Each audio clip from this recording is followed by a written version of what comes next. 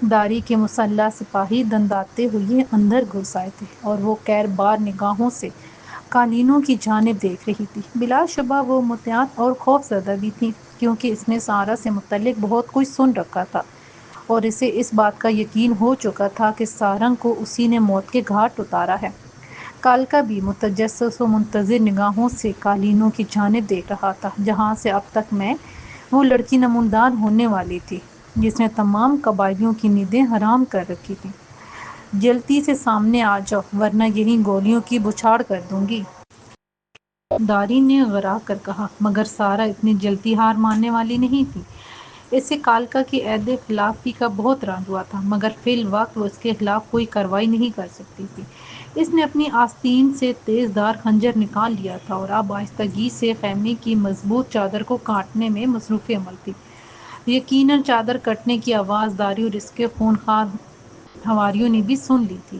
اسی لمحے داری چنگھار کر بولی، وہ بھاگنے کی کوشش کر رہی ہے، قالین ہٹاؤ اور اسے یہیں ختم کر دو۔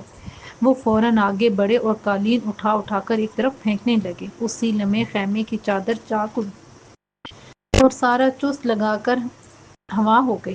احمقو، وہ بھاگ گئی ہے، میں تم سب کو جان سے مار ڈالوں گی، داری نے چیخ نما آواز میں کہا، اور سپاہی اسی شگاف کے راستے باہر نکل رہے تھے۔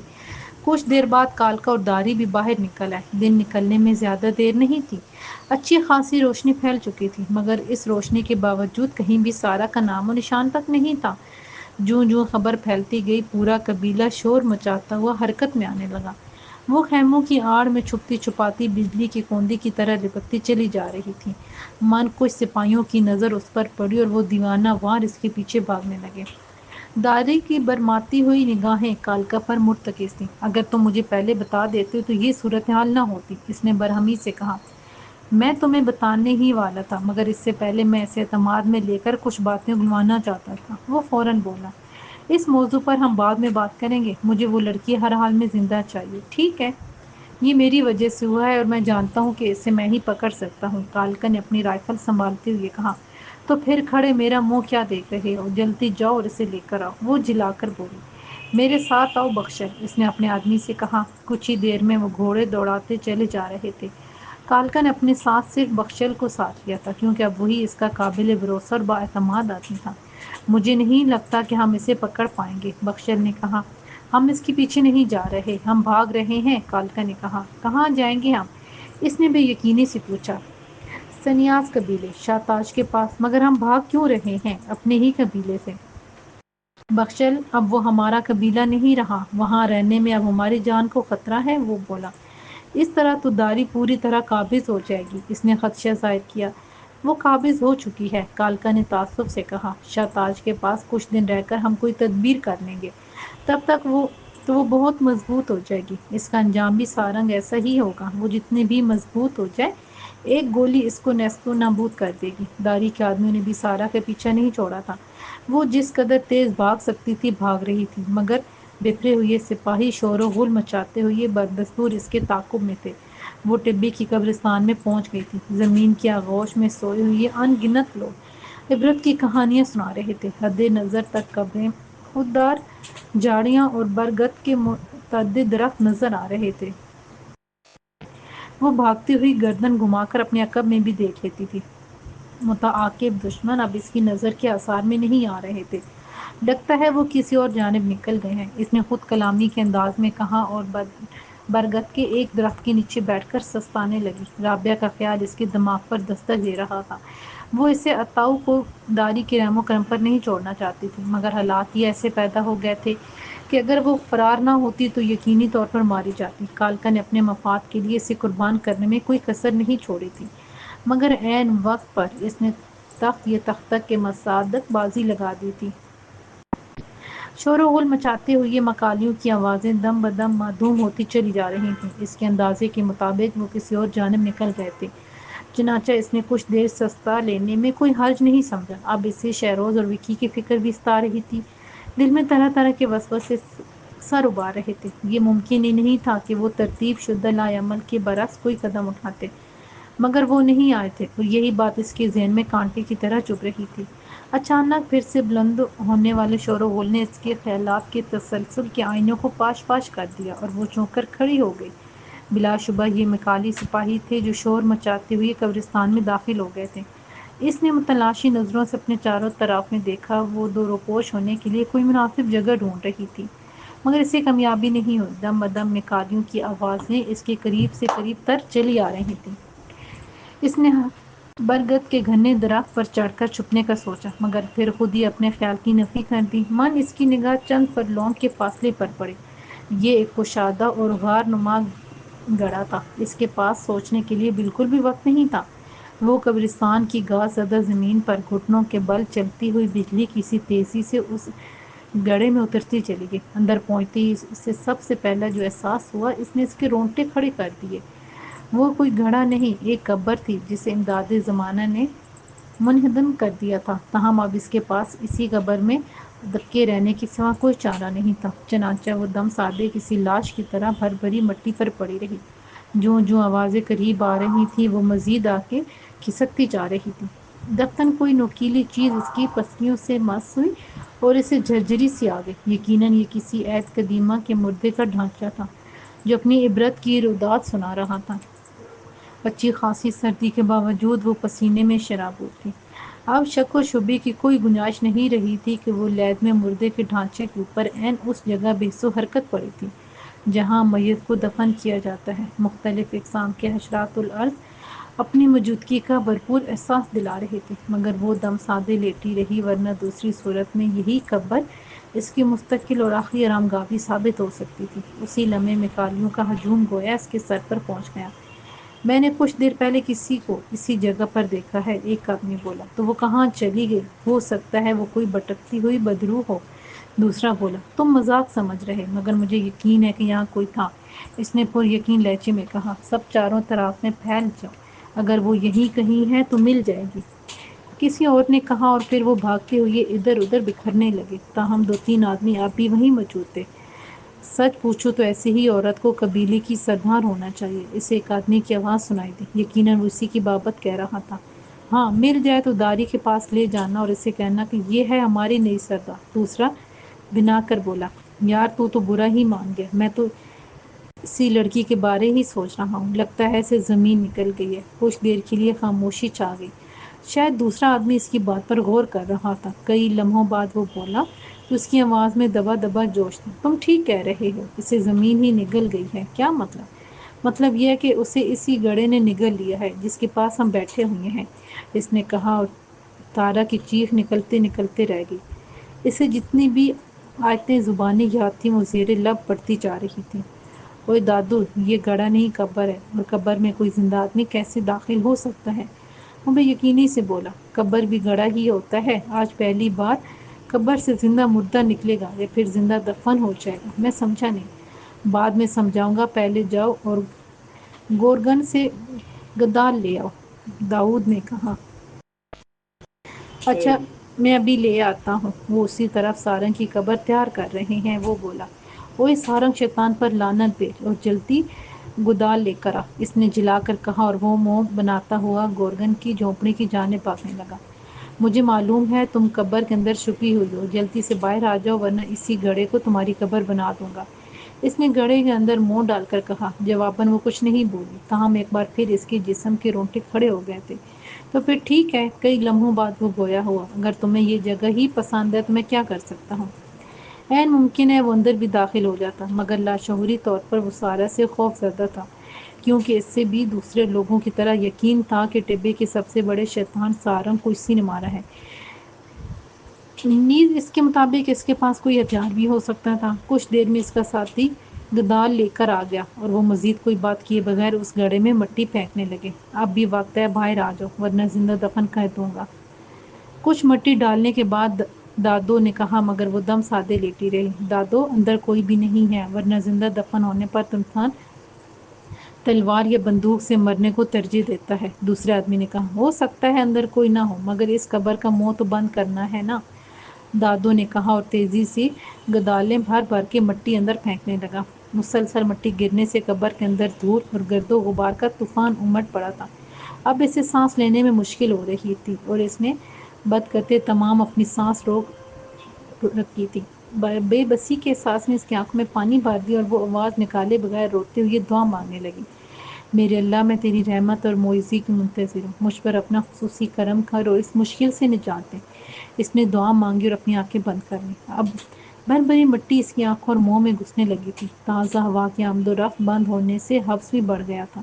اور دادو، یہ کیا کر رہے ہو؟ دفتن اس کے کانوں میں کالکا کی آواز گونجی اور اس کی دم توڑتی امید پھر سے سانسیں لینے لگی۔ تمہیں کس کام کے لیے بھیجا ہے اور تم یہ کیا کر رہے ہو؟ کالکا قبر کا دہانہ کھل گیا تھا۔ سوچا بند کرتا چلوں، دادو بولا۔ یہ گورگن کا کام ہے، جلدی کر اور اس لڑکی کو ڈھونڈ، ورنہ داری تمہارے ساتھ مجھے بھی گولی مار دے گی، اس نے داڑ کر کہا اور اسی لمحے مٹی گرنا بند ہو گئی۔ جلدی کر، وہ جندال قبیلے کی طرف گئی ہے، بچ کر نہ جانے پائے۔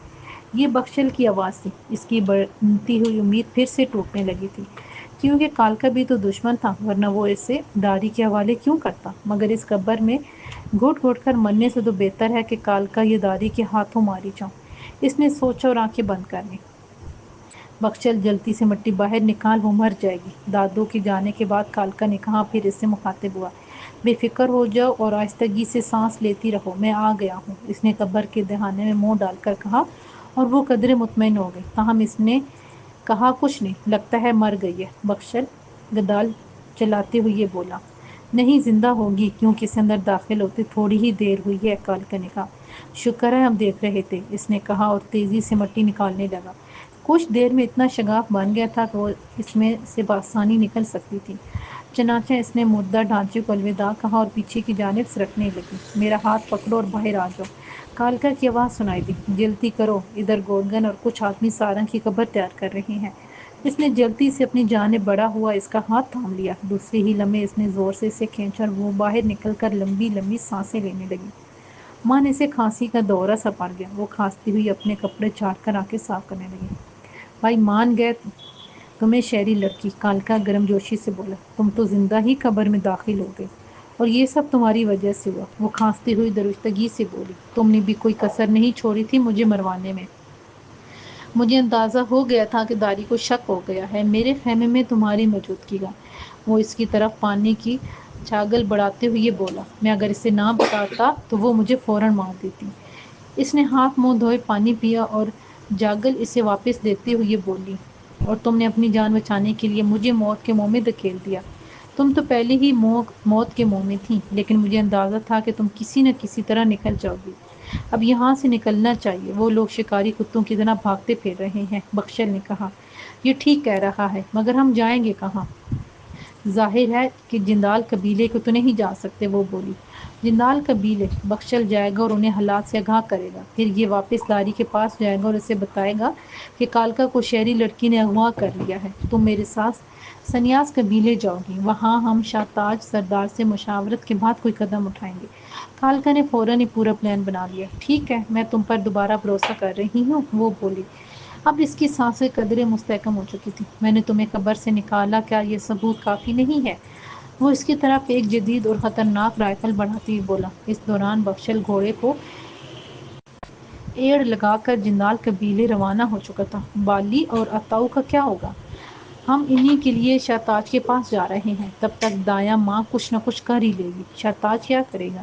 میں نے سنا ہے وہ امن پسند لوگ ہیں۔ کوئی جتنا بھی امن پسند ہو، ظالم اور ناانصافی برداشت نہیں کرتا، کالکا نے کہا۔ شاہ تاج واحد سردار ہے جس کا شہر بھی آنا جانا ہے، اس کے پاس سینکڑوں سپاہی اور جدید اسلحہ ہیں۔ اس دوران وہ گھوڑوں پر سوار ہو چکے تھے۔ کالکا ایک اضافی گھوڑا بھی ساتھ لے کر آیا تھا، جو اب سارا کے لیے تھا۔ وہ برق رفتاری سے قبرستان کی حدود سے نکل کر سنیاس قبیلے کو جاتی ہوئی پگڈنڈی پر پہنچ گئے تھے۔ شاہ تاج سردار نے ہمارا ساتھ نہ بھی دیا تو میں ہر صورت بالی کو لینے میکال قبیلے جاؤں گی، کچھ آگے جا کر سارا بولی۔ اب دور دور تک کسی میکالی سپاہی کا نام و نشان تک نہیں تھا۔ بالی تمہارے لیے ہی نہیں، میرے لیے بھی بہت اہم ہے، وہ سنجیدگی سے بولا، کیونکہ وہ صفورہ کی منہ بولی بہن ہے اور شاہ تاج ہر حال میں ہمارا ساتھ دے گا۔ تم صفورہ کو پسند کرتے تھے؟ وہ اچانک مستفسر ہوئی۔ ہاں، مگر قسمت نے ہمیں ایک نہیں ہونے دیا، وہ افسردہ ہو گیا۔ اس کی بے وقت موت کے بعد تمہارا کیا رد عمل تھا؟ تم نے اس کے قاتلوں کو ڈھونڈنے کی کوشش نہیں کی؟ بہت کوشش کی تھی، مگر ہمیں کوئی سراغ نہیں ملا۔ جو بھی لڑکی غائب ہوتی تھی 9 مہینوں بعد اس کی لاش ہی ملتی تھی۔ تب تک بات پرانی ہو چکی ہوتی تھی۔ 9 مہینے بعد ہی کیوں؟ اس نے حیرت سے استفسار کیا۔ یہ تو آج تک ہمیں بھی معلوم نہیں ہو سکا، مگر مجھے تو مالک نے بتایا تھا کہ لڑکیوں کا قید محض ایک حادثہ تھا، وہ سب کسی مہلک بیماری میں مبتلا ہو کر مر جاتی تھیں۔ یہ کب کہا اس نے؟ جب وہ مجھے کرموں کی حویلی میں ملا تھا، اس نے بتایا۔ ہاں تو اور کیا کہتا؟ وہ تمہیں وہ وجہ کیسے بتاتا جو کسی کو بھی معلوم نہیں؟ مگر میرا اندازہ ہے کہ اس سب کے پیچھے سارنگ کہا تھا۔ سارنگ اتنی لڑکیوں کو کیوں مارے گا؟ کالکا نے کہا، مگر کئی لوگوں کو اس پر ضرور شک تھا۔ تاہم اگر ایسا کچھ ہوتا تو دایا ماں ضرور بتا دیتی۔ مگر یہ تو طے ہے کہ وہ اچھا آدمی نہیں تھا۔ میں تمہاری اس بات سے اتفاق کرتا ہوں۔ دراصل سارنگ کو اپنی ذاتی قبیلہ بنانے کا شوق تھا، اور اس کے لیے بہت زیادہ پیسے اور لوگوں کی ضرورت ہوتی ہے، چنانچہ وہ مختلف طریقوں سے دولت بھی جمع کر رہا تھا۔ کیسے طریقوں سے؟ یہ نہیں معلوم، اس نے کندھے اچکاتے ہوئے کہا، اور کل رات اپنی موت سے کچھ پل قبل وہ لوگوں کو اپنی طویل زندگی کی بابت بتا رہا تھا۔ بلکہ تم لوگوں کو بھی کئی 100 سال تک زندہ رہنے کی ضمانت دے رہا تھا وہ۔ میں ایسی باتوں پر یقین نہیں رکھتا، اور جب اسے گولی لگی تو میرا یقین پختہ ہو گیا، اس نے سادہ لہجے میں کہا۔ تم یقین کیوں نہیں رکھتی؟ کیونکہ میں یقین رکھتا ہوں کہ زندگی اور موت صرف قدرت کے اختیار میں ہے۔ قدرت پر یقین رکھتے ہو؟ سب رکھتے ہیں۔ تمہارے پاس قدرت کے ہونے کی کیا دلیل ہے؟ کیا یہ کافی نہیں کہ اس نے تمہیں کئی مکالیوں سے بچایا اور زندہ دفن نہیں ہونے دیا؟ وہ بولا۔ تم ٹھیک کہہ رہی ہو، بے شک قدرت ہر جگہ ہر وقت موجود ہوتی ہے۔ ہاں یہ بھی قدرت ہے کہ تم اب تک زندہ ہو۔ باگا مائی تمہیں بیٹی کہتی ہے۔ مالک اور کالکا ایسی وحشی انسان تمہاری قدر کرتے ہیں۔ باتیں کرتے ہوئے وہ سنیاس قبیلے کی حدود میں داخل ہو گیا۔ دور سے درختوں کی چاردیواریوں میں عباس سنیاس قبیلے کا منظر بالکل کسی مصور کی خیالی تصویر جیسا لگ رہا تھا۔ رابعہ بری طرح الجھ کر رہ گئی تھی۔ اس نے اور صفورہ نے اپنی آنکھوں سے جو خونی مناظر دیکھے تھے وہ فریب نظر نہیں تھا۔ وہ تینوں لڑکیاں جو ان کے ساتھ تارا کی تلاش کے لیے آئی تھیں، ان کی گردنیں کاٹ کر انہیں درخت کے ساتھ لٹکا دیا گیا تھا، اور وہ منظر دیکھ صفورہ ہسڑائی انداز میں چیخی بھی تھی۔ پھر اس نے خود صفورہ کو قبیلے میں مالک کو بلانے بھیجا تھا، اور اب مالک اسے جھٹلا رہا تھا، اور صفورہ بھی اس کی تائید کر رہی تھی، جبکہ سارنگ کی تمسخرانہ نگاہیں بھی اس پر جمی ہوئی تھیں۔ بالی تم نے مجھے غلط ثابت کرنے کی چال چلی ہے، وہ پھنکار کر بولا۔ اس کا انجام اچھا نہیں ہوگا۔ اس سے کوئی غلط فہمی ہوئی ہوگی سارنگ، مالک نے کہا، چونکہ اس نے صفورہ کی جان بچائی ہے، ہم اس پر سختی نہیں کر سکتے۔ باقی فیصلہ دایا ماں اور باگا مائی پر چھوڑ دیتے ہیں۔ اسے یہ کھیل رچانے کی بجائے تارا کو ڈھونڈنے میں ہماری مدد کرنی چاہیے تھی، اس نے برہمی سے کہا۔ کیا تم بھی کچھ نہیں کہو گی صفورہ؟ رابعہ اس کی جانب بڑھتی ہوئی مستفسر ہوئی، جبکہ ہم دونوں نے وہ سب اپنی آنکھوں سے دیکھا ہے۔ اس دوران وہ اس کے پاس پہنچ گئی تھی۔ بالی خاموش رہو، اس نے سرگوشی کی، ابھی ہم کچھ ثابت نہیں کر سکتے، دایا ماں کے آنے تک کچھ مت کہنا۔ مگر وہ لڑکیاں، وہ زندہ ہیں، میں انہی سے مل کر آ رہی ہوں۔ مگر یہ کیسے ہو سکتا ہے؟ وہ درخت پر لٹکی ہوئی لاشیں، ان کی گردنوں سے بہتا ہوا خون، وہ بھی یقینی سے بڑبڑانے لگی۔ جبکہ ان لڑکیوں کو واپس قبیلے بھی تم نے خود بھیجا تھا، سارنگ بولا۔ یہ تم کیا کہہ رہے ہو؟ وہ چونک کر بولی۔ میں تو صفورہ کے ساتھ گئی تھی، جہاں میں نے اس آدمی کو پکڑا تھا جو ہمارے جانے سے پہلے ہی مار دیا گیا تھا۔ اب کہہ دو کہ یہ بھی جھوٹ ہے اور وہ آدمی زندہ ہے۔ وہ سچ تھا، یہ جھوٹ ہے، وہ ڈھیٹ انداز میں بولا۔ آئندہ مجھ پر کوئی الزام لگانے سے پہلے سوچ لینا، قبیلے کا کوئی بڑا تو کیا بچہ بھی تمہاری بات نہیں مانے گا۔ صفورہ تم بالی کو لے کر قبیلے چلو، لگتا ہے اس کی طبیعت ٹھیک نہیں ہے، مالک نے کہا۔ اور تارا؟ اسے ڈھونڈنا فضول ہے، اس کے قدموں کے نشان کالے جنگل کی طرف گئے ہیں، وہ یاسیت بھرے لہجے میں بولا۔ وہاں سے آج تک کوئی زندہ نہیں لوٹا۔ کالے جنگل میں خطرناک ڈاکوؤں کا بسیرا ہے، سارنگ بولا۔ اگر اس جانب کوئی جاتا ہے تو نفع نقصان کے ذمہ دار وہ خود ہوگا۔ کالے جنگل کے ذکر پر رابعہ مضطرب اور افسردہ ہو گئی۔ اسے وکی کی یاد آنے لگی تھی۔ اس کی معلومات کے مطابق وہ بھی جنگل میں ہی کہیں چھپا ہوا تھا۔ چلو بالی، صفورہ کی آواز نے اسے جھکا دیا، واپس قبیلے چلتے ہیں۔ وہ کچھ نہیں بولی اور خاموشی سے اس کے عقب میں گھوڑے پر بیٹھ گئی۔ یہ سب کیا ہے صفورہ؟ کچھ آگے جا کر وہ مستفسر ہوئی۔ کیا ہم نے وہ سب اپنی آنکھوں؟ بالی تم ٹھیک کہہ رہی ہو، مگر ہماری بات کوئی نہیں مانے گا۔ وہ لڑکیاں زندہ ہیں، وہ اس کی بات کاٹ کر بولی۔ تمہاری ان سے بات ہوئی؟ ہاں، اور سارنگ سچ کہہ رہا ہے، وہ تینوں کہہ رہی ہیں کہ تمہیں نے انہیں واپس قبیلے جانے کو کہا تھا۔ اگر میں تو تمہارے ساتھ تھی، وہ چکرا کر بہ گئی۔ میں جانتی ہوں وہ اپنی ماورائی طاقتوں کی دھاک بٹھانا چاہتا ہے، سفورہ نے کہا، اور وہ کامیاب بھی ہو گیا ہے۔ کیا یہ شعبہ بازی ہے؟ شعبدہ بازی تو کچھ بھی نہیں، یہ اس سے بھی کہیں آگے کی چیز ہے جو مدتوں ریاضت کے بعد حاصل ہوتی ہے۔ اب تو دایاں ماں ہی کچھ کر سکتی ہے۔ رابعہ کے لہجے میں تشویش اور بے یقینی برقرار تھی۔ ہاں، اور اس کے آنے تک تمہیں خاموش رہنا ہوگا، سفورہ نے اسے تنبیہ کی۔ اس دوران وہ قبیلے پہنچ گئی تھیں۔ رابعہ کی حیرت کی انتہا نہ رہی تھی جب وہ تینوں لڑکیاں آ کر اس سے گرمجوشی سے ملی۔ وہ انہیں پھٹی پھٹی آنکھوں سے دیکھ رہی تھی۔ ان تینوں کے چہرے پر کسی اذیت کا شعبہ تک نہیں تھا۔ ان کی گردنیں پہلے کی طرح صاف شفاف اور چہرے شاداب تھے۔ وہ ان سے مل کر سفورہ کے ساتھ خیمے میں چلی گئی۔ کچھ دیر میں باگا مائی بھی ان کے پاس آ گئی۔ اس کے چہرے پر گہری سوچ اور فکر کی پرچھائیاں تھیں۔ کافی دیر بعد وہ اس سے مخاطب ہوئی۔ بالی بیٹی، ٹبے کے قانون میں الزام کا ثبوت پیش نہ کیا جائے تو الزام لگانے والا ہی مجرم سمجھا جاتا ہے۔ مگر اماں، تمہیں کچھ نہیں معلوم، وہ فوراً اس کی بات کاٹتی ہوئے بولی۔ تم ان نازک معاملات سے دور رہو، ورنہ سارنگ سے کچھ بعید نہیں، وہ تمہیں کوئی نقصان بھی پہنچا سکتا ہے۔ اماں ٹھیک کہہ رہی ہے، سفورہ نے تائیدی لہجے میں کہا۔ ابھی ہم یہ نہیں کہہ سکتے کہ یہ سب سارنگ نے کیا ہے، یہ تارا اس کے قبضے میں ہے۔ ہاں، اس وقت تمام سپاہی اس کے تابع ہیں، مالک کا بھی اس کے ساتھ گٹھ جوڑ ہے، محض ایک لڑکی کی خاطر کوئی اس کی مخالفت مول نہیں لے سکتا، باگا مائی نے کہا، اور رابعہ خاموشی سے اسے دیکھنے لگی۔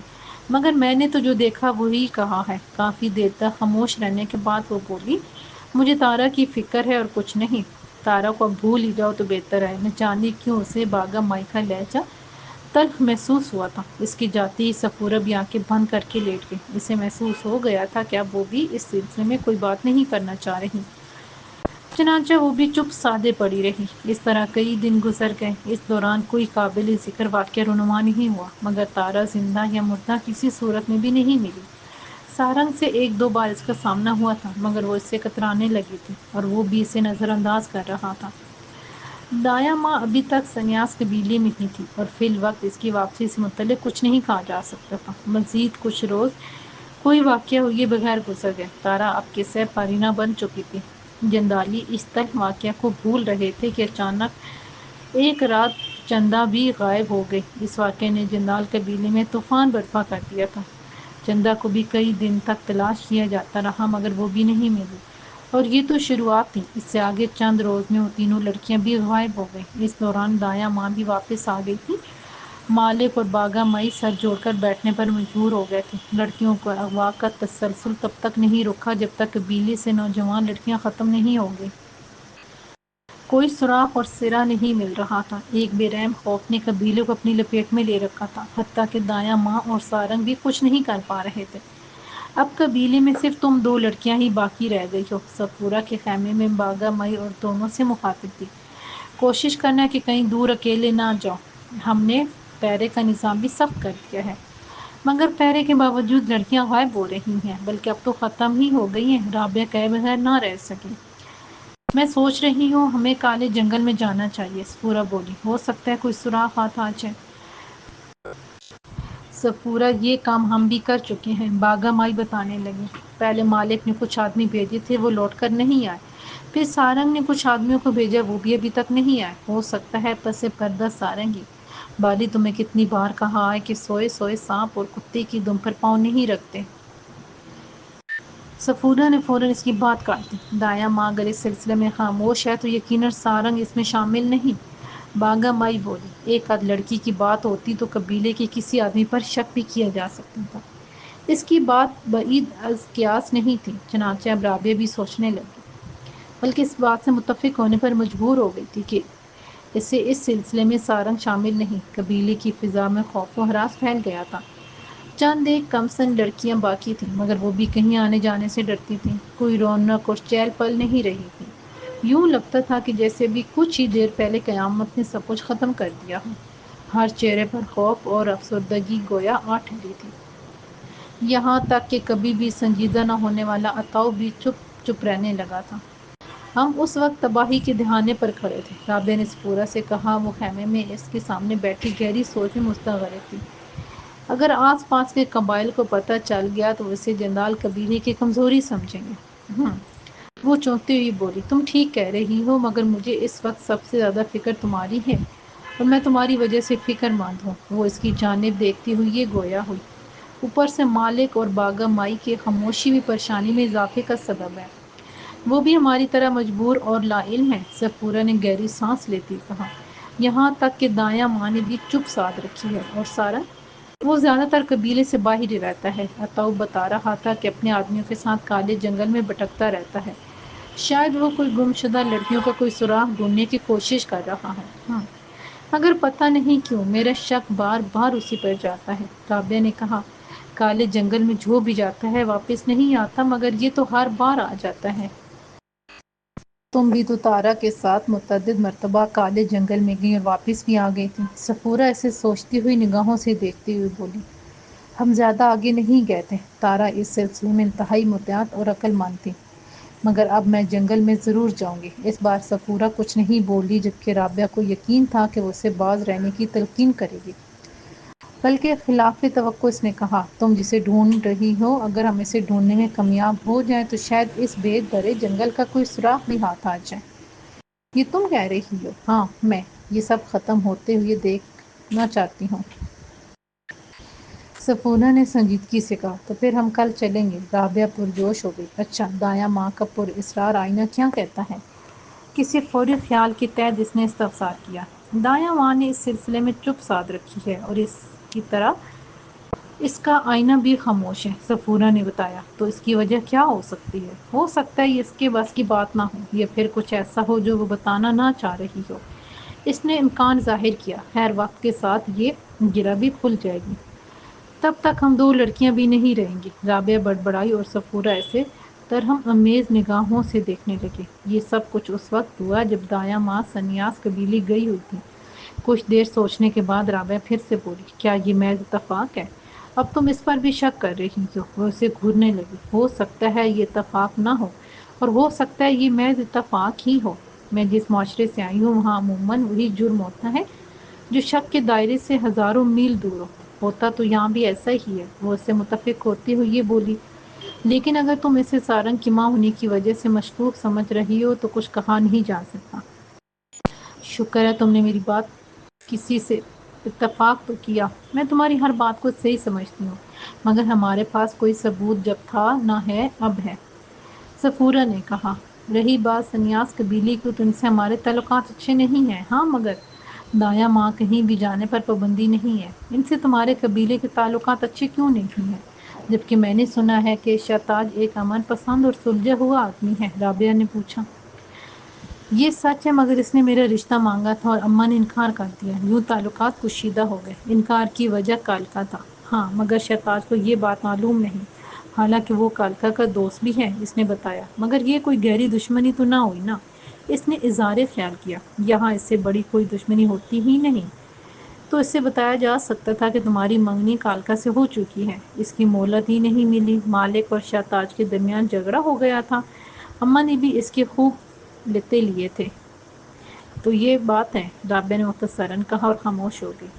اگلی صبح وہ ناشتے کے بعد کسی کو بتائے بغیر جنگل روانہ ہو گئی۔ انہوں نے مالک اور باغا مائی کو بھی اس بات سے آگاہ نہیں کیا تھا۔ وہ متبادل راستہ اختیار کرتے ہوئے کم و بیش 1 گھنٹے کے بعد کالے جنگل کے ابتدائی حصے میں پہنچ گئی تھیں۔ حد نکاح تک بکھرے ہوئے بلند و بالا درخت شانہ بشانہ سینہ تان کر کھڑے تھے۔ سورج کی روشنی میں بھی رات کا گمان ہو رہا تھا۔ انہوں نے اپنے گھوڑے جنگل کے ابتدائی حصے میں ایک درخت کے ساتھ باندھے اور رائفلیں تھامے آگے بڑھنے لگے۔ بلا شبہ یہ ایک جذباتی اور احمقانہ قدم تھا، مگر جب انسان یکسانیت یا تسلسل سے اکسا جاتا ہے تو انتہائی قدم اٹھانے پر مجبور ہو جاتا ہے۔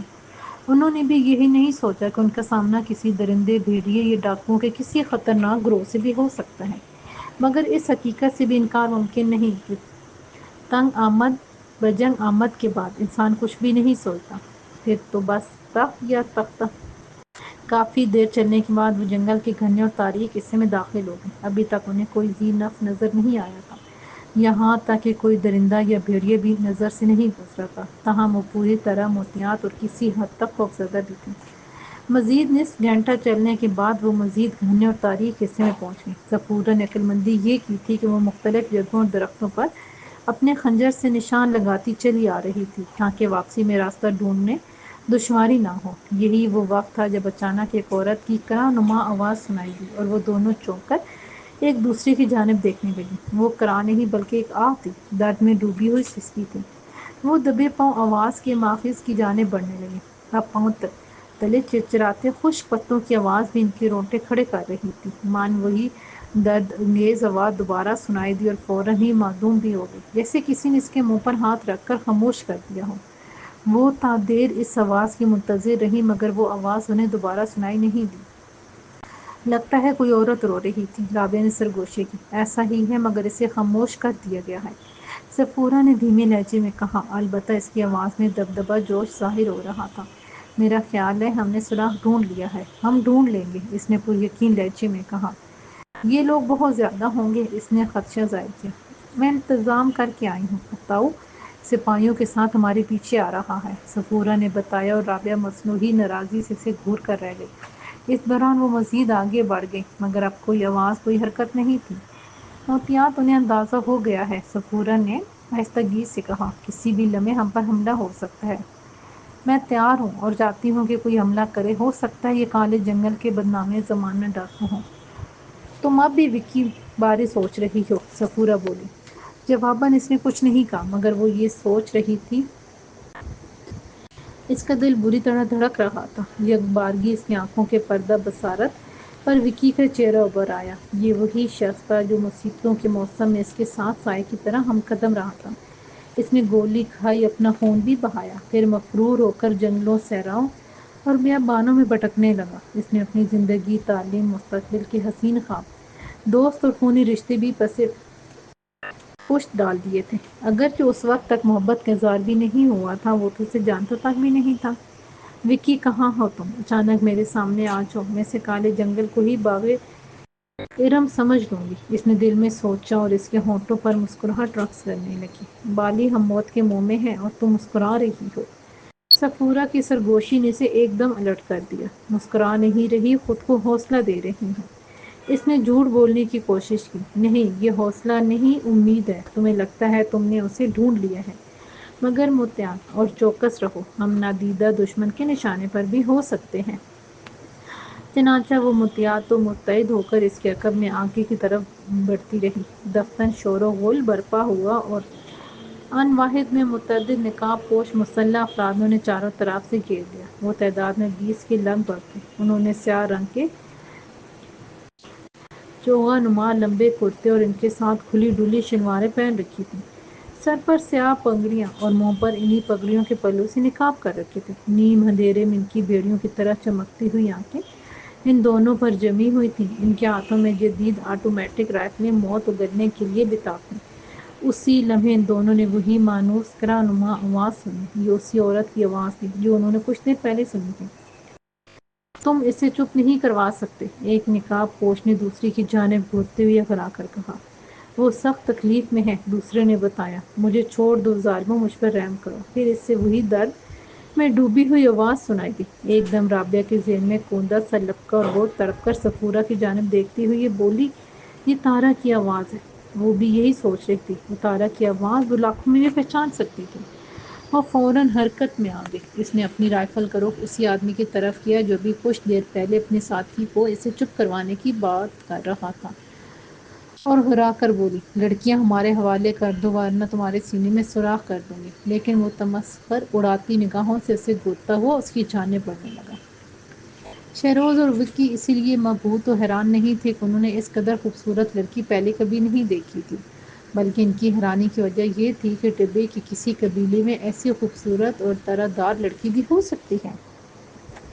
وہ کسی پری سے کم نہیں تھی۔ کالے جنگل سے کئی میل دور ٹبے کا ایک قبیلہ سنیاس، اس میں وہ گویا ایک ماڈل گرل تھی۔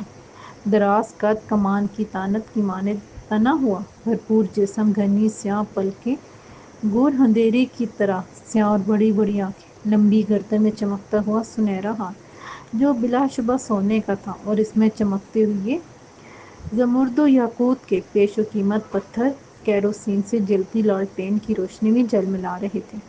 یاقوت جیسے نفیس ہونٹ اور موتیوں کی طرح جلملاتے دانت، سب سے اہم چیز اس کے گھنے اور لمبے بال تھے جو سیاہ ناگن کی طرح بل کھاتے ہوئے اس کی لچک کمر پر اٹکلیاں کر رہے تھے۔ وہ سر تپا سیاہ رنگ کے لباس میں ملبوس تھی۔ وہ اس کے حسن جہاں سوز کے لوازمات کے عدد و شمار میں اس طرح ہو گئے تھے کہ انہیں اپنے ساتھ آئے ہوئے مرگزیدہ و جاں بلب مریض کبھی ہوش نہیں رہا تھا۔ دیگر خیموں کی نسبت یہ خیمہ کشادہ اور تزئین و آرائش سے بھرپور تھا۔ دائیں جنگل ایک سنگل بیڈ نظر آ رہا تھا جو بلا شبہ کسی قبائلی کاریگر کی مہارت و مشاقی کا منہ بولتا ثبوت تھا۔ اس کے اوپر کوئی گدا نما چیز رکھی ہوئی تھی اور اس پر ایک خوبصورت منقش چادر بچھی ہوئی تھی۔ دوسری جانب ایک تختہ نما بیڈ تھا جو مریضوں کے لیے مختص تھا۔ ساتھ ہی رکھی ہوئی لکڑی کی ایک میز پر انواع و اقسام شیشیاں، ادویات سے بھری ہوئی بوتلیں اور جڑی بوٹیاں رکھی ہوئی تھیں۔ اسے یہاں لٹا دو، اس نے محترم لہجے میں کہا اور وہ گویا طلسم ہوشربا سے نکل آئے۔ انہوں نے فوراً ہی کرموں کو بیڈ پر لٹا دیا اور ایک بار پھر اس کی جانب دیکھنے لگے، بلکہ دیکھتے رہنے پر دل کے ہاتھوں مجبور ہو گئے۔ یہاں مریض کے ساتھ صرف ایک آدمی رہ سکتا ہے، اس نے پلکوں کی گھنی جھالر اٹھاتے ہوئے کہا۔ دوسرے ہی لمحے وکی اور ان کے ساتھ آیا ہوا سپاہی خیمے سے نکل گئے۔ اس دوران وہ کرموں کا معائنہ کر چکی تھی۔ سانپ نے اس کو کنڈلی پر کاٹا تھا۔ اب وہ جگہ مترم ہو کر سیاہ ہو چکی تھی۔ وہ آبلہ نما زخم تھا جس میں زہریلا مواد جمع ہو گیا تھا۔ لیلی نے فوراً ایک تیز دھار نشتر اٹھا کر اس پر کٹ لگایا اور ایک کپڑے کی مدد سے اچھی طرح دبا کر صاف کرنے کے بعد اس پر مرہم لگا دیا۔ اس سے جس سانپ نے کاٹا ہے وہ اگر پانی میں گر جائے اور آپ اس پانی سے ہاتھ بھی دھوئیں تو موت یقینی ہے، وہ بولی۔ مگر میرا خیال ہے یہ بوڑھا بہت مضبوط اعصاب کا مالک ہے۔ اگر یہ زندہ ہے تو بلا شبہ یہ ایک معجزہ ہے، شروز نے کہا۔ میں معجزوں پر یقین نہیں رکھتی۔ معجزہ تو تب ہو کہ یہ بغیر تریاق اور دوا کے بچ جائے۔ جو لوگ معجزوں کا انتظار کرتے ہیں وہ اپنا وقت ضائع کرتے ہیں۔ شیروز اس کی مدلل گفتگو سے متاثر ہوتے ہوئے بولا، تم ٹھیک کہہ رہی ہو، مگر اب سوال یہ ہے کہ کیا یہ بچ جائے گا؟ ہم بھرپور کوشش کریں گے، لیلی شہزادی نے ایک شیشی اٹھاتے ہوئے کہا جس میں سبز رنگ کا گاڑھا سیال متحرک تھا۔ وہ بلا شبہ لیلی تھی اور شہزادی بھی۔ اس کے لیے مجنوں بھی بنا جا سکتا تھا اور کسی بڑے سے بڑی سلطنت کا شہزادہ بھی اسے اپنی شہزادی بنانے کے لیے دل و جان سے تیار ہو سکتا تھا۔ تم لوگوں نے اسے لانے میں دیر کر دی ہے، خیر امید ہے اچھا ہی ہوگا، اس نے کہا اور شیشے کا ڈھکن کھولنے لگی۔ دراصل کرم الہی نے ہمیں بے ہوش ہونے سے کچھ دیر پہلے ہی حکیم تبروک کی بابت بتایا تھا، اس نے بتایا۔ وہ میرے بابا تھے، کچھ عرصہ پہلے کسی ایسے ہی سانپ کے ڈسنے سے چل بسے۔ وہ کرموں کے منہ میں دوا انڈیلتے ہوئے بولی، یہ وہ اس کا دوست تھا، اس نے بتایا۔ بابا ایک نرم دل اور ہمدرد انسان تھے، مگر میں نے اس مریض کو پہلے کبھی نہیں دیکھا۔ ہو سکتا ہے ملاقات کا اتفاق نہ ہوا ہو۔ تم یہاں کب سے ہو؟ شیروز نے اچانک سوال کر دیا۔ وہ حیران ہوتی ہوئی بولی، کب سے کیا مطلب؟ میں شروع سے ہی یہاں اپنے قبیلے میں رہتی ہوں۔ معذرت چاہتا ہوں، دراصل مجھے لگا کہ تم یہاں سے نہیں ہو۔ کیوں؟ یہ تو میں نہیں جانتا، بس مجھے لگا، اور وہ بھی ایک طبیبہ کی روپ میں۔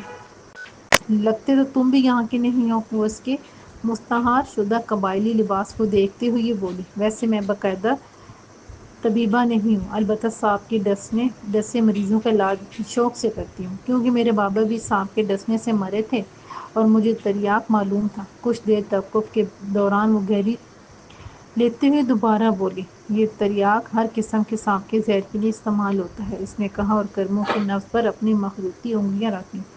کیا صورتحال ہے؟ وہ مستفسر ہوا۔ اسے ہوش آ گیا تو بچ جائے گا، نہ آیا تو بے ہوشی میں ہی چل بسے گا، تاہم امید ہے کہ یہ ٹھیک ہو جائے گا۔ تم نے بتایا نہیں کیا کہ کہاں سے آئے ہو؟ ہم جندال قبیلے سے آئے ہیں، اس نے کہا اور لیلی شہزادی کے خوبصورت چہرے پر ایک رنگ سا آ کر گزر گیا۔ اس کی آنکھوں میں کچھ دیر کے لیے حیرت و بے یقینی دار آئی تھی، تاہم اس نے خود کو فوراً ہی سنبھال لیا اور بولی، تم بھی؟ نہیں، میں شہر سے ہوں۔ ویسے یہ بھی جندال قبیلے کا نہیں لگتا۔ وہ دوبارہ اس کی نبض پر انگلیاں رکھتے ہوئے بولی، اب اس کی نبض سنبھل رہی ہے، شکر الحمدللہ، اس نے بطھاوتا کہا۔ مسلمان ہو؟ ہاں، کیا مسلمان بھی نہیں لگتا؟ میں نے ویسے ہی پوچھا ہے۔ باغا مائی اور مالک کیسے ہیں؟ وہ مسکراتے ہوئے بولے۔ اس سوال پر وہ اسے چونک کر دیکھنے لگا، پھر بولا، وہ ٹھیک ہے، تم انہیں کیسے جانتی ہو؟ ہم قبائلی لوگ ایک دوسرے کو جانتے ہیں، ویسے میں وہاں ایک مرتبہ گئی تھی۔ جندال قبیلہ کچھ دنوں سے مشکلات کا شکار ہے، اس نے بتایا۔ کیوں، کیا ہوا؟ وہ تڑپ کر بولی۔ وہ اس کی بےتابی اور فکر مندی پر اسے غور سے دیکھتے ہوئے بولا، باغی سردار کے قتل کے بعد کچھ مسائل پیدا ہو گئے ہیں۔ داری مکال قبیلے پر قابض ہو چکی ہے اور باغی سردار کو کس نے مارا، اس کے چہرے پر پریشانی پھیل گئی تھی۔ سنا ہے یہ سارنگ اور کالکا نے کیا ہے، وہ خبیث سارنگ، وہ متنفر لہجے میں بڑبڑائے۔ مگر کالکا ایسا کیوں کرے گا؟ یہ تو کالکا ہی بتا سکتا ہے، ویسے تم ان لوگوں کے بارے میں کافی کچھ جانتی ہو۔ ہاں، میں دایا ماں اور بالی کو بھی جانتی ہوں، وہ بولی تو اس کی آواز میں جذبات کی لرزش واضح تھی۔ دایا ماں کو تو میں جانتا ہوں مگر بالی سے ملاقات نہیں ہوئی۔ پیاری، اسی لمحے کرمو کسمسا کر آنکھیں کھولنے لگا۔ وہ پیاری کو پکار رہا تھا۔ لو، تمہارے مریض پر اللہ نے کرم کر دیا، وہ خوش ہوتی ہوئی بولی۔ یہ پیاری کون ہے؟ پیاری اس کی بیٹی کا نام ہے، اس نے کہا۔ ٹھیک ہے، اب اسے دوسرے خیمے میں پہنچانا ہوگا، وہ موڑے سے اٹھتے ہوئے بولی۔ یہ 1-2 دن میں ٹھیک ہو جائے گا، تم جانے سے پہلے مجھے بتا کر جانا۔ شہتاج سردار سے تمہارا کیا رشتہ ہے؟ فیروز نے وہ سوال پوچھا جو کافی دیر سے اس کے ذہن میں کلبلا رہا تھا۔ کوئی رشتہ نہیں، پہلے وہ مجھ سے شادی کرنا چاہتا تھا مگر اب نہیں۔ اب کیوں نہیں؟ وہ پوچھے بغیر نہ رہ سکا۔ یہ لمبی کہانی ہے، جانے سے پہلے ملو گے تو بتاؤں گی۔ کچھ دیر میں 2 آدمی کرموں کو اٹھا کر لے گئے تو شہروز بھی اس پر اسرار حسینہ کے خیمے سے نکل آیا۔ رات بدستور سیاہ اور اسرار کے لبادے میں لپٹی ہوئی تھی۔ وہ ایک سپاہی کی معیت میں دوسرے خیمے میں پہنچ گیا جہاں وکی بے چینی سے اس کا منتظر تھا۔ یہ خیمہ یقیناً مہمانوں کے لیے مختص تھا۔ وکی بستر پر گھس کر گہری سوچ میں مستغرق تھا۔ اس کے ساتھ ایک اور بستر بھی لگا دیا گیا تھا۔ شہروز نے اسے کرموں کی خیریت اور پھر اس آفت کی اور کالا کے ساتھ ہونے والی تمام گفتگو سے آگاہ کر دیا۔ اس میں حیران ہونے والی کیا بات ہے؟ یہ لوگ ایک دوسرے کے بارے میں سب کچھ جانتے ہیں، جیسے ہم دشمنوں اور دوستوں کی ہر اچھی بری خبر کی ٹو میں رہتے ہیں۔ وکی نے ساری بات سن کر کہا۔ ہاں، مگر اس پر اسرار حسینہ میں کوئی خاص بات ہے جو مجھے بری طرح چبھ رہی ہے۔ وہ اپنے بستر میں گھستے ہوئے یہ بولا۔ حسیناؤں کی باتوں پر کان دھرو گے تو میری طرح جنگلوں کے ہو کر رہ جاؤ گے۔ وکی بولا۔ مجھے بھوک لگ رہی ہے۔ میں جانتا ہوں کہ تم ابھی تک رابعہ کمال کو نہیں بھول پائے۔ شہروز اس کی بھوک کا اظہار کو نظر انداز کرتے ہوئے بولا اور اس کے چہرے پر کرب و اذیت بیقرار کے تاثرات نظر آنے لگے۔ دکھ یہ نہیں کہ میری زندگی خراب ہو گئی ہے، بلکہ دکھ تو یہ ہے کہ وہ بھی میری زندگی میں نہیں رہی، اس نے افسردگی سے کہا۔ اسی لمحے خیمے کا پردہ متحرک ہوا اور ایک آدمی اندر داخل ہوا۔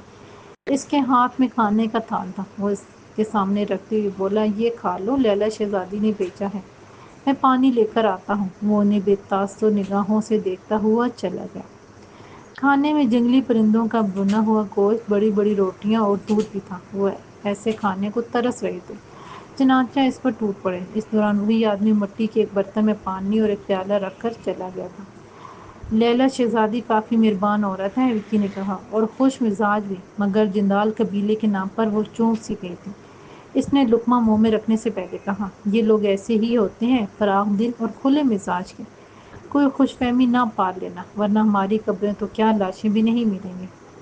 مجھے حیرت ہے کہ تم یہ بات مجھ سے کہہ رہے ہو۔ شہروز اسے گھورنے لگا۔ میں نے ویسے ہی بات کی ہے، ان قبائلی لڑکیوں کی محبت بہت شدید مگر نقصان دہ ہوتی ہے۔ وکی بولا۔ ویسے میں جانتا ہوں کہ تم سارا میڈم کی گراگیر کے اسیر ہو۔ اتنی گاڑی اردو بولنے کی ضرورت نہیں، ہم کسی مشاعرے میں نہیں، سنیاس قبیلے میں ہیں، اس نے زیر لب مسکراتے ہوئے کہا۔ ایسا ہی ہے نا؟ وکی پر اسرار انداز میں مستفسر ہوا۔ اگر ایسا ہی ہے بھی تو کیا پتہ وہ کس حال میں ہے، اس نے آزردگی سے کہا۔ اسے کچھ نہیں ہوگا، یہ میرا دل کہتا ہے، وکی کھانے کے بعد جمائی لیتے ہوئے بولا۔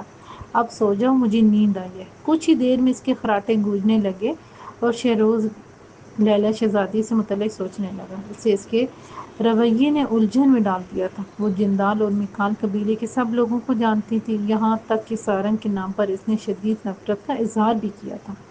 طرح طرح کے خیالوں میں گرا، بالآخر وہ بھی نیند کی نرم و ملائم آغوش میں پہنچ گیا۔ کئی دنوں بعد انہیں نرم و گرم بستر اور بہترین کھانا ملا تھا، چنانچہ وہ جی بھر کے سوتے رہے۔ صبح وہ کافی دیر سے جاگے تھے، تب تک قبیلے میں چہل پہل شروع ہو چکی تھی، لوگوں کی آوازیں اور بچوں کا شور انہیں سنائی دے رہا تھا۔ کچھ دیر بعد وہی آدمی خیمے میں داخل ہوا جو رات کو انہیں کھانا دے کر گیا تھا۔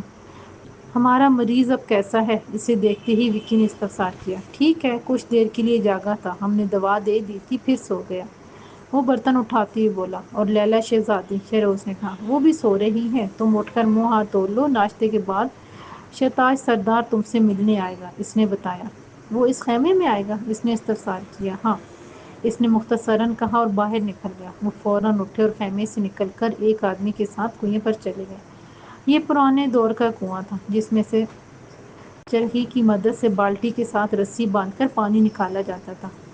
وہ آدمی انہیں پانی نکال کر دے رہا تھا اور وہ اپنے ہاتھ منہ دھو رہے تھے۔ کنویں کے پاس مرد و زن کافی تعداد میں موجود تھے، مگر انہیں دیکھتے ہی پیچھے ہٹ گئے۔ ان میں کچھ لڑکیاں اور ادھیڑ عمر عورتیں بھی تھیں جو انہیں ٹکٹکی باندھے دیکھ رہی تھیں۔ رات کی نسبت اس وقت قبیلے میں کافی چہل پہل اور رونق نظر آ رہی تھی۔